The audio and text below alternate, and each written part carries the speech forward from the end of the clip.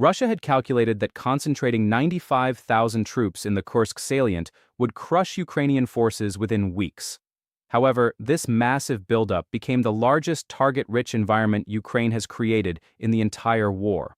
Between March 8 and March 15, 2026, Ukrainian forces eliminated over 12,000 Russian soldiers, destroyed 180 armored vehicles, and obliterated 34 ammunition depots in a coordinated 7-day operation that military analysts are calling the most sophisticated deception campaign since Operation Fortitude in World War II.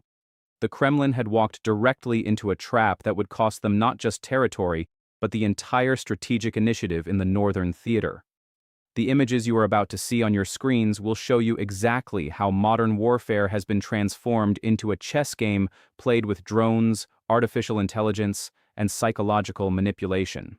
What you see is not just battlefield footage. This is documentation of a fundamental shift in military doctrine that defense ministries around the world are studying with urgent intensity.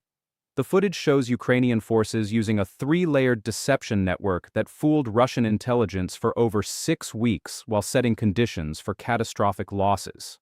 But that is not the most shocking detail. There are 3 critical factors that made this trap possible, and we will explain each one as we progress through this analysis. Now we must look at how this operation actually unfolded. On February 22, 2026, Ukrainian forces began what appeared to be a disorganized withdrawal from forward positions in Russia's Kursk Oblast. According to reports from the Institute for the Study of War, Russian military leadership interpreted this movement as evidence of Ukrainian exhaustion and supply chain collapse. Intercepted communications, later released by Ukrainian intelligence, showed Russian commanders celebrating what they believed was an imminent breakthrough. General Staff reports from Moscow indicated confidence that the entire Ukrainian salient would collapse within 10 days. The Russian High Command ordered immediate reinforcement, pouring additional troops and equipment into the Kursk region to exploit what they perceived as Ukrainian weakness. By March 1st, Russian force concentration in the area had reached 95,000 personnel, the largest single concentration of Russian military power since the failed offensive of early 2025. This is where Ukrainian military intelligence, working in coordination with NATO signals intelligence assets, executed the first phase of their deception operation. Ukrainian forces had deliberately created the appearance of retreat while actually establishing a sensor network covering every approach route into the Kursk salient. According to German intelligence reports, Ukraine deployed over 3,000 ground-based acoustic sensors, 500 seismic detection nodes, and a constellation of persistent surveillance drones operating in shifts to maintain 24-hour coverage. These sensors were linked through a battlefield management system developed jointly by Ukrainian engineers and Silicon Valley artificial intelligence specialists. The system, designated Prometheus by Ukrainian forces, could process sensor data in real time and automatically prioritize targets for strike missions. The technical sophistication of this network represents a quantum leap in integrated battlefield awareness. Radio Free Europe reporters documented that Ukrainian forces deployed fiber optic-controlled first-person view drones specifically designed to be immune to Russian electronic warfare systems. These drones, manufactured in Ukrainian facilities using components sourced from European suppliers, cost approximately $400 each to produce but proved capable of destroying Russian equipment worth millions of dollars. The fiber optic control cables allow operators to maintain connection with drones even when Russian jamming equipment creates electromagnetic dead zones that would disable conventional radio-controlled systems. Ukrainian drone operators, many of them civilian volunteers who received accelerated training, achieved hit rates exceeding 70% against armored targets, a success rate that defense analysts consider remarkable for weapons operated by personnel with less than 6 months of training. But the drone network was only one component of the trap. Ukrainian artillery units had pre-positioned ammunition stocks and calculated firing solutions for every major concentration point Russian forces might use. According to Defense Intelligence of Ukraine statements, artillery crews had months to study Russian tactical patterns and identify choke points where massing forces would be vulnerable. The Ukrainian military employed a system called dynamic targeting, where reconnaissance drones would identify concentrations of Russian troops or equipment, immediately transmit coordinates to artillery batteries, and strikes would be executed within 3 to 7 minutes of target identification. This compression of the sensor-to-shooter timeline meant Russian forces had almost no warning before artillery rounds began impacting their positions. the strategic implications of this operation extend far beyond the immediate tactical success. Russia had committed nearly 100,000 troops to what they believed would be a decisive offensive operation in Kursk Oblast. These forces included some of Russia's better-equipped units, withdrawn from other sectors of the front line to participate in what Moscow expected to be a breakthrough victory. The loss of this combat power in a single week represents approximately 15% of Russia's total effective combat strength in Ukraine. More critically, the loss occurred not through gradual attrition over months of fighting, but through concentrated destruction that Russian logistics networks proved incapable of responding to effectively. Military analysts at the Center for Strategic and International Studies noted that Russian ammunition consumption rates in Kursk exceeded resupply capacity by a factor of 3 to 1. Russian artillery units, forced to respond to Ukrainian strikes, depleted their ammunition stocks while Ukrainian forces maintained disciplined fire control, striking only high-value targets. The mathematical reality of this exchange ratio meant that Russian forces were effectively trapped in a position where they could neither advance nor withdraw without suffering catastrophic losses. Ukrainian forces had transformed the Kursk salient into what military theorists call a salient trap, where the defender allows the attacker to penetrate deeply into a pocket before sealing the edges and systematically destroying everything inside. This tactical success connects directly to the larger strategic competition unfolding across Eastern Europe. With the full integration of Sweden and Finland into NATO, the Baltic Sea region has transformed into what alliance officials are calling the NATO Northern Fortress. According to NATO Defense Planning Committee reports, the alliance has stationed over 50,000 troops permanently in the Baltic states and Poland, with rapid reinforcement plans capable of surging that number to 300,000 within 72 hours of any crisis. Poland has emerged as Europe's preeminent land power, increasing its military from 100,000 active personnel to over 300,000, while simultaneously acquiring 250 American M1A2 Abrams tanks and 1,000 South Korean K2 Black Panther tanks. This represents the largest armored force in Europe outside of Russia itself, and Polish military doctrine explicitly focuses on defending against Russian aggression. The integration of advanced Western weapon systems into Ukrainian forces has created a technological overmatch that Russian military industry cannot currently counter.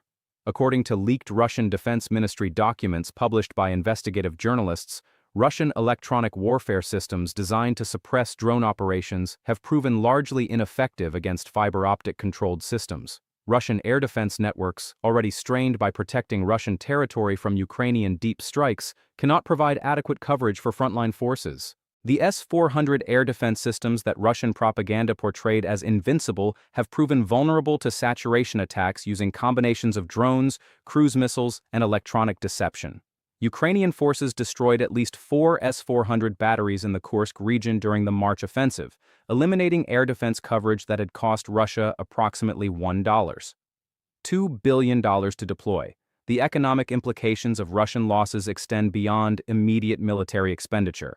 Trade data released by the Russian Federal Customs Service shows that Russian defense imports from China have increased by 340% since 2024, indicating that Russian domestic production cannot meet military consumption rates.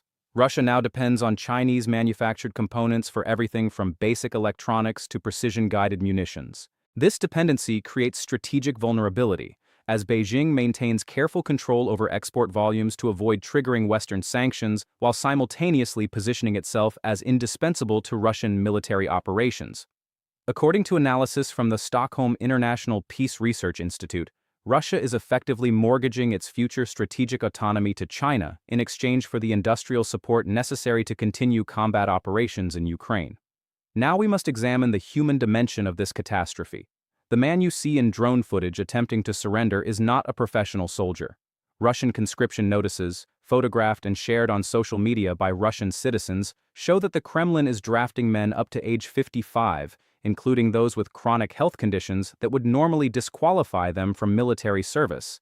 These conscripts receive minimal training, often as little as 2 weeks, before being sent to frontline positions. According to Mediazona and BBC Russia investigation, Russian casualties in the Kursk operation included a disproportionate number of these hastily trained conscripts, men who had virtually no chance of survival when faced with the technological and tactical superiority of Ukrainian forces. The psychological impact on Russian society is beginning to manifest in ways the Kremlin cannot suppress. Russian-language social media channels monitored by open-source intelligence analysts show increasing numbers of Russian families publicly questioning the war's purpose and cost. Videos circulated showing Russian soldiers recording farewell messages to family members before being sent into the Kursk salient, messages that reveal awareness that they were being sent to certain death. The Russian government's attempts to suppress this information through internet censorship and arrests of anti-war activists have proven increasingly ineffective as Russians use virtual private networks and encrypted messaging applications to share uncensored information. Russian military leadership faces a crisis of competence and credibility. General officers who presided over the Kursk disaster continue to hold their positions, not because they demonstrated tactical skill, but because removing them would require the Kremlin to acknowledge the scale of the failure. Russian military bloggers who traditionally support the war effort have published increasingly critical assessments of Russian tactical decisions. One prominent blogger wrote that Russian commanders had learned nothing from 2 years of failed offensives and continued to employ World War II-era tactics against an enemy equipped with 21st-century technology. The Russian Defense Ministry's response was to threaten criminal charges against military bloggers for spreading defeatist information, a reaction that only amplified criticism and eroded whatever remaining credibility military leadership possessed. Ukrainian President Volodymyr Zelensky's strategic patience throughout this operation demonstrates evolution in Ukrainian military thinking. According to sources close to the Ukrainian presidential administration, Zelensky personally approved the deception plan, despite pressure from some advisors who advocated for more aggressive operations. The decision to allow Russian forces to mass before striking them required confidence in Ukrainian sensor networks and strike capabilities, confidence built through 2 years of adaptation and learning. Ukrainian military culture has transformed from a Soviet legacy force into an organization that rewards initiative, incorporates lessons rapidly, and trusts junior leaders to make tactical decisions. This cultural transformation may prove more valuable than any weapons system Western allies have provided. Looking toward the future, this operation establishes patterns that will define the remainder of 2026. Russian military leadership now faces a dilemma with no good solutions. They can continue offensive operations despite demonstrated vulnerability to Ukrainian deception and strike capabilities, accepting casualty rates that will exhaust remaining combat power within months. Alternatively, they can adopt defensive posture, which would concede strategic initiative to Ukraine and undermine the Kremlin's narrative that Russia is winning the war. Either choice leads to outcomes the Kremlin desperately wants to avoid. Ukrainian forces have demonstrated that they can fight inside Russian territory with the same tactical sophistication they employ defending Ukrainian soil. The psychological impact of this capability on Russian domestic opinion cannot be overstated. Russian citizens have endured 2 years of war with the understanding that fighting occurred far from Russian cities. Ukrainian operations in Kursk Oblast shatter that illusion and demonstrate that Russian territory itself is vulnerable to Ukrainian military action. If Ukrainian forces can execute deception operations and combined armed strikes in Kursk, they can potentially do so anywhere along the 2,000-kilometer border between the two countries. The coming months will likely see Russian attempts to regain lost prestige through offensive operations in other sectors. Defense analysts warn that Russian leadership may approve increasingly risky operations in desperation to achieve breakthrough that can be presented to Russian domestic audiences as victory. This pattern of escalation in pursuit of psychological redemption has historical precedents and rarely ends well for the regime that pursues it. We are witnessing not just a military defeat, but the beginning of a cascade of consequences that will reshape Russian strategic calculations. The trap Ukraine set in Kursk demonstrates that the technological and tactical balance has shifted decisively against Russia. Russian electronic warfare systems that were supposed to dominate the battlefield have been circumvented. Russian air defense networks that were supposed to protect ground forces have been suppressed.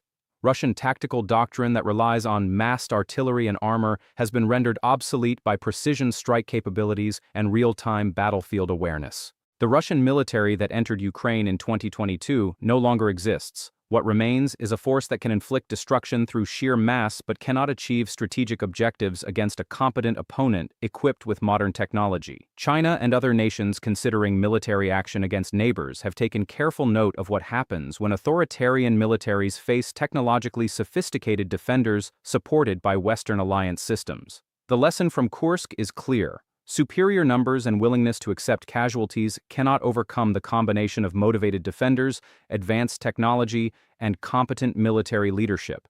This lesson has implications that extend far beyond Ukraine and Russia. The entire post-Cold War assumption that major powers could intimidate smaller neighbors through military threat has been fundamentally questioned. Only time will reveal whether Russian leadership will acknowledge these realities and adjust their strategic objectives accordingly, or whether they will continue offensive operations that consume remaining military capability in pursuit of victories that become increasingly unattainable. The evidence from Kursk suggests that Russian decision-making remains trapped in patterns that confuse activity with progress and mistake determination for competence. What are your thoughts on how this deception operation will influence military doctrine in future conflicts?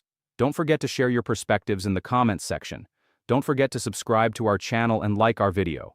The trap that Ukraine set in Kursk reveals a fundamental truth about modern warfare. Technology, intelligence, and tactical patience can defeat mass and aggression when employed by forces that understand how to integrate capabilities into coherent operational plans. Russia walked into this trap not because Ukrainian deception was particularly sophisticated, but because Russian military leadership remains incapable of learning from repeated failures. Presented by TGN. Thank you for choosing us.